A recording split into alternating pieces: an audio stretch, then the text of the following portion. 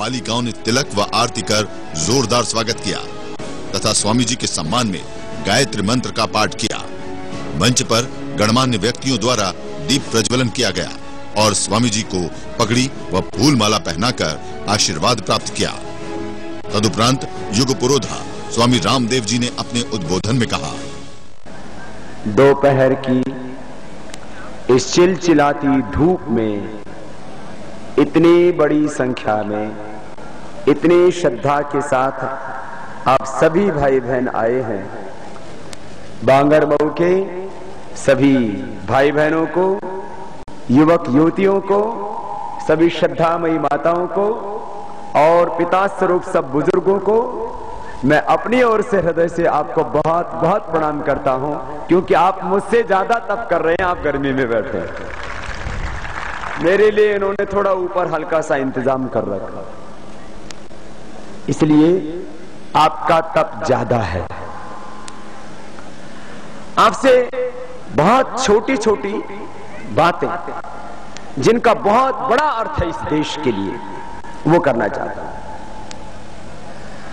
अपने देश में हमारा एजुकेशन सिस्टम, हमारी शिक्षा व्यवस्था कुछ ऐसी बनी हुई है कि 99% लोगों को न्यूट्रिशन एजुकेशन नहीं है, हेल्थ एजुकेशन नहीं है, जीने का बोध नहीं है, मानवीय मूल्यों का बोध नहीं है। और जो हमें पढ़ाया जा रहा है, इतिहास के गलत तथ्य पढ़ाए जाते हैं।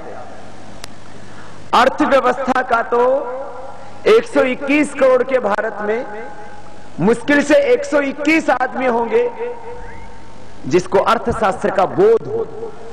एक तो होता है इकोनॉमिक सिस्टम को चलाना, एक होता है अर्थव्यवस्था को बढ़ाना, खड़ा करना। वो तो किसान भी अर्थव्यवस्था को चला रहा है, एक मजदूर कारीगर भी चला रहा है, एक व्यापारी भी चला रहा है, एक सर्विस करने वाला व्यक्ति भी अर्थव्यवस्था का पार्ट है। लेकिन अर्थव्यवस्था के बारे में पूरे हिंदुस्तान में मुश्किल से 121 आदमी होंगे जो जानते होंगे। मैं आपसे एक छोटा सा प्रश्न करता हूं, फिर कई बातें आपको मुझे कहनी है, अर्थशास्त्र के बारे में भी, चिकित्सा शास्त्र के बारे में भी। एक कागज का टुकड़ा होता है, उसके ऊपर लिखा हुआ है डॉलर, दूसरा एक कागज का टुकड़ा है, उसके ऊपर लिखा हुआ है पाउंड, और तीसरा एक कागज का टुकड़ा, उसके ऊपर लिखा हुआ है रुपए। रुपए की कीमत, डॉलर की कीमत और पाउंड की कीमत अलग अलग क्यों है? आपको पता है? यहां जितने भी लोग बैठे हुए हैं, इनमें से एक भी आदमी नहीं जो करेंसी के वैल्यूएशन के बारे में प्रामाणिकता के साथ, ऑथोरिटी के साथ साइंटिफिकली एक्सप्लेन कर सके। पूरे हिंदुस्तान की यही हालत है। और इसी का फायदा उठा करके क्या होता है, हमारे 50 रुपए की चीज को, या मैं कहूं कि 100 रुपए की चीज को, 100 रुपए की चीज को अमेरिका 2 रुपए में खरीद लेता है और अपने 2 रुपए की चीज को हमको 100 रुपए में दे देता है। हमारे बच्चे पढ़ लिख करके यूके, यूएसए, कनाडा, यूरोप आदि जाना चाहते हैं, अमेरिका, ब्रिटेन आदि जाना चाहते हैं, और वहां से कमा करके क्या लाना चाहते हैं? Dollar, pound. क्यों? वहां तो 2 कमाएंगे, यहां 100 हो जाएगा। बस इस चक्कर में, एक के 50 करने के चक्कर में उन लोगों के झूठे बर्तन धोते हैं, उन लोगों के रेस्टोरेंट्स में काम करते हैं, उन लोगों के यहाँ पेट्रोल पंप पर काम करते हैं। यदि हम लोग अपनी अर्थव्यवस्था को ठीक कर लें तो कल को अमेरिका के लोग हमारे खेतों में काम करते मिलेंगे, अपने यहाँ पर बर्तन साफ करते मिलेंगे, वो अपने यहाँ पर गाड़ी हमारी होगी, हमारे यहाँ पेट्रोल भरते मिलेंगे। ये भी हो सकता है। बोले बाबा क्या ऐसे हो सकता है? ये ऐसी चल रही है दुनिया, ऐसी ही चल रही है। मैं आपको थोड़ा सा इस बारे में बात करके फिर आपके हेल्थ के बारे में बात कर रहा हूं। पहले बात कर रहा हूं वेल्थ के बारे में। पहले किसके बारे में बात कर रहा हूं? वेल्थ के बारे में। एक जमाना था जब भारत आजाद था। भारत जो भी आधा अधूरा आजाद हुआ, भारत को आजादी कब मिली? अरे इतना तो पता है सबको, 15 अगस्त 1947। उससे पहले 2 बड़े विश्व युद्ध हुए। पहला विश्व युद्ध 1914 से लेकर के 1918 तक चला, और दूसरा विश्व युद्ध उसने तो पूरी दुनिया हिला करके रख दी। हिरोशिमा नागासाकी के ऊपर भयंकर बमबारी हुई, पूरा यूरोप ध्वस्त हो गया, ब्रिटेन पूरा ध्वस्त हो गया, जर्मनी और फ्रांस में भयंकर आपस में युद्ध हुआ। एक तरफ 44 देश थे और उसमें मुख्य था ब्रिटेन, फ्रांस, अमेरिका और रसिया, और दूसरी तरफ जर्मनी, इटली और जापान। और ये युद्ध चला 1939 से लेकर के 1945 तक, और इसमें पूरा यूरोप, वो जिसमें ब्रिटेन, इंग्लैंड जिसके बारे में हम ज्यादा जानते हैं, और उसके साथ पूरा यूरोप, रसिया, जापान, सारे देश, उनकी अर्थव्यवस्था टूट गई पूरी तरह से। युद्धों में तो यही होता है, लड़ाई घर में कर लो, गांव में कर लो, देश में कर लो, दुनिया में कर लो, लड़ाई में कोई फायदा तो होता ही नहीं। तो एक वो समय था जब 70 से ज्यादा देशों पर ब्रिटेन का राज था।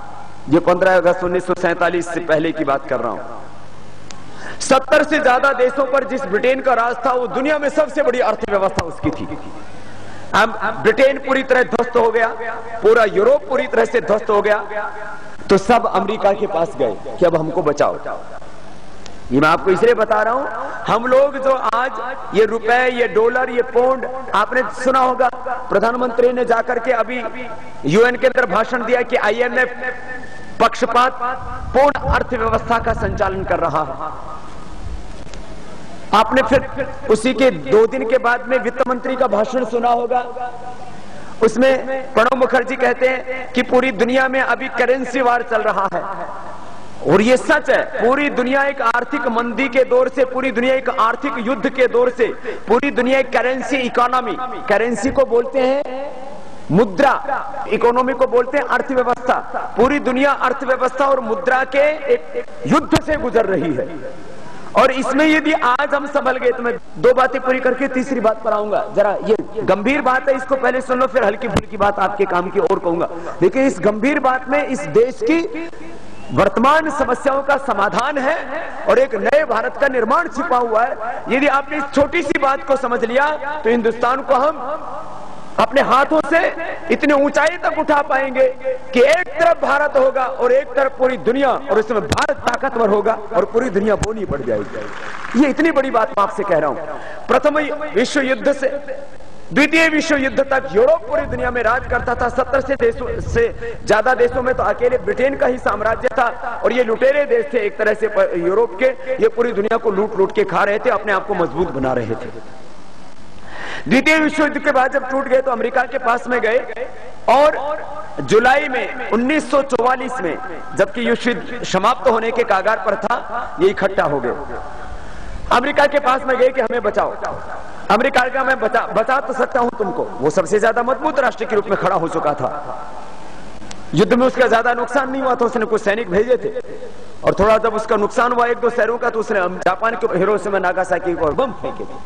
तो अमेरिका ने कहा, यदि पूरी दुनिया की अर्थव्यवस्था डॉलर में चले और मेरी बात मानी जाए, तो मैं तुम्हारा उद्धार कर सकता हूं और तुम्हें लोन दे सकता हूं। और ये जो गरीब देश हैं, एशिया के भारत सहित जो भी गरीब देश हैं, अफ्रीकन कंट्रीज हैं, कुछ लैटिन अमेरिका के देश हैं, इन सब का शोषण करके फिर हम तुम्हें ताकत दे सकते हैं। तो आपकी जानकारी के लिए बता रहा हूं, इसको बोलते हैं ब्रेटन इंस्टीट्यूशंस।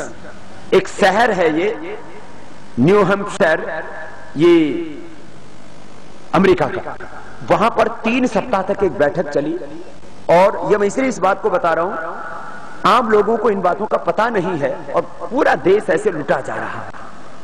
22 जुलाई को अमेरिका के हाथ में पूरी दुनिया की दादागिरी सौंप दी, और 3 बड़ी विश्व की संस्थाएं बन गई। एक का नाम वर्ल्ड बैंक, दूसरे का नाम IMF, और तीसरी उस समय उसकी नींव डाली जा चुकी थी, जो आज WTO बन रही है। ये पूरी दुनिया की लूट का इंतजाम कर लिया। मैं आपसे पूछता हूं, क्या आपको पता है वर्ल्ड बैंक क्या है? जरा बताओ तो सही भाई, हैं? वर्ल्ड बैंक का हिंदी अनुवाद क्या है? विश्व बैंक। ये विश्व बैंक क्या है पता है? ये IMF क्या है पता है? ये WTO क्या कर रहा है ये पता है? बस ये लूट रहा है सबको, आपको पता भी नहीं। इस देश के, इसलिए मैंने कहा था 121 करोड़ की आबादी में, मैंने सोचा बहुत बार, पैसा सबको चाहिए। कपड़ा किससे आता है बोलो? अरे इस बात का तो उत्तर दो, कपड़ा किससे आता है? पैसे से। साड़ी किससे आती है माताओं? पैसे से। गाड़ी किससे आती है? दवाई किससे आती है? एडमिशन पढ़ाई किससे होती है बच्चों की? पैसे से। ये माइक में जो बोल रहा हूं ये भी किससे आया है? ये समय देखने वाली घड़ी भी किससे आई है? ये पेन किससे आया है? और ये पेपर भी किससे आया है? मकान खरीदना तो क्या चाहिए? पैसा। और खाना खरीदना हो तो पैसा। और ये पैसा कहां से आता है? यहां सब गोल है। ये स्टेट गवर्नमेंट छापती है, सेंट्रल गवर्नमेंट? अरे इतना तो पता होगा। पैसा छापने का काम कर रहा है भारत में रिजर्व बैंक ऑफ इंडिया, उसको शॉर्ट में बोलते हैं आरबीआई, भारतीय रिजर्व बैंक। भारत में पैसा छापने का काम कौन करता है? अरे ये पढ़ा रहा हूं, पढ़ लो, काम आएगा। तुम्हारा 1 का 50 करने वाला हूं। मैं साधु हूं, सन्यासी हूं, पैसा मुझे नहीं चाहिए, लेकिन हिंदुस्तान को अपनी आंखों के सामने 50 गुना ऊंचाई पर लेकर के जाना चाहता हूं, और आपने सहयोग दिया तो हम लेकर के जाएंगे। और आपके भी 1-1 लाख रुपए 50-50 लाख रुपए के बराबर के वैल्यू के हो जाएंगे। जैसे किसी का खेत जो है हाईवे के, किसी का खेत शहर के करीब और हाईवे के करीब पड़ जाए तो उसकी क्या बढ़ जाती है? कीमत बढ़ जाती है। और किसी का खेत किसी बड़े शहर के पास में हो तो 1 लाख का 50 लाख में हो जाता है। ऐसा होता है कि नहीं होता? आप सबके पास में जितने रुपए हैं मैं इसको 50 गुना करके बता दूंगा। फार्मूला अभी दे रहा हूं, थोड़े दिनों में करके दिखा दूंगा। 1 रुपए लेने वाला नहीं। आजकल ठग भी तो आते हैं ना, 1 के 2 करने वाले है? इन्होंने तो देश लूट लिया। जो इस 400 लाख करोड़ रुपए की लूट की गुनहगार है, देशभक्तों की हत्या करने के अपराधी है। और मैंने कहा उस पार्टी को जवाब यही देना है कि जब विधानसभा और लोकसभाओं का चुनाव हो तो उस लुटेरी, उस अत्याचारी, उस भ्रष्टाचारी, उस पार्टी का एक भी व्यक्ति विधानसभा और लोकसभा में ना पहुंच पाए, ऐसा इंतजाम भी आपको करना है। नहीं तो देशद्रोही और देश के लुटेरे, अत्याचारी, भ्रष्टाचारी वहां पहुंचते हैं तो ये भारत माता का अपमान होगा, देश के साथ गद्दारी होगी, देश के साथ धोखा होगा। लेकिन मैं आपसे जो दूसरी बात कहना चाहता हूं पहले सुन लो, और फिर अगली बात मैं कहूंगा। बहुत प्रामाणिकता के साथ इस बात को कह रहा हूं। तो 3 विश्व की बड़ी देखो, ये जो अपना देश चल रहा है ना, ये चल रहा है डेमोक्रेटिक पॉलिटिकल सिस्टम के द्वारा। इस डेमोक्रेटिक पॉलिटिकल सिस्टम में क्या है? एक है विधानसभा और दूसरी है, अरे बोले तो सही, लोकसभा। ठीक है? ये पूरी दुनिया की जो अर्थव्यवस्था चल रही है, ये पूरी दुनिया की जो बैंकिंग सिस्टम चल रहा है, ये पूरी दुनिया की जो पैसे का, कोई $1 इतने का, पाउंड इतने का, रुपए इतने का, फिर इसका अलग अलग देशों की जो करेंसी वो इतने की, ये कौन चला रहा है? इसके बारे में कुछ पता है? वो सुन लो। एक तो ये वर्ल्ड बैंक। वर्ल्ड बैंक एक संस्था नहीं है, वर्ल्ड बैंक में 5 संस्थाएं हैं। जरा आपका नॉलेज बढ़ा रहा हूं। बचपन में तो पढ़ा नहीं, स्कूल में पढ़ाया नहीं गया, पढ़ाना नहीं चाहते क्योंकि उन्होंने पढ़ा दिया तो उनकी पोल खुल जाएगी, इसलिए बाबा पढ़ा रहा है। वर्ल्ड बैंक में 5 संस्थाएं हैं, और उन 5 संस्थाओं में एक संस्था जिसका नाम है international bank for reconstruction and development, ये विकासशील और विकसित देशों को लोन देती है। दूसरी संस्था है जो गरीब देशों को, अनडेवलप्ड जो कंट्रीज हैं, जो गरीब देश हैं, उनको लोन देती है, उसका नाम है इंटरनेशनल डेवलपमेंट एसोसिएशन। और तीसरी संस्था है इंटरनेशनल फाइनेंशियल कॉर्पोरेशन, जो लूट का पैसा, काला धन, जो बेईमान लोग लूटते हैं उनका पैसा जमा करता है। ये वर्ल्ड बैंक के फूल सुन लो। चौथा है multilateral investment guarantee agency, MIGA। और 5वीं international centre for settlement of investment disputes. ये एक ऐसे 5 संस्थाओं का नाम है वर्ल्ड बैंक। 5 संस्थाओं को मिला करके क्या बना बोलो? वर्ल्ड बैंक, विश्व बैंक। और ये क्या काम करता है? ये लोन लेना देना, पैसा जमाखोरी करना, और उसके बाद में दूसरे देशों को पैसा दे करके उनको आर्थिक गुलाम बनाना। ये काम हो गया पूरा 2 वाक्यों के अंदर। पैसा देना, लोगों को गुलाम बनाना। जैसे आज भी जमींदार किसी छोटे आदमी को पैसा देता है तो चौधराट में रहता है, मुस्तान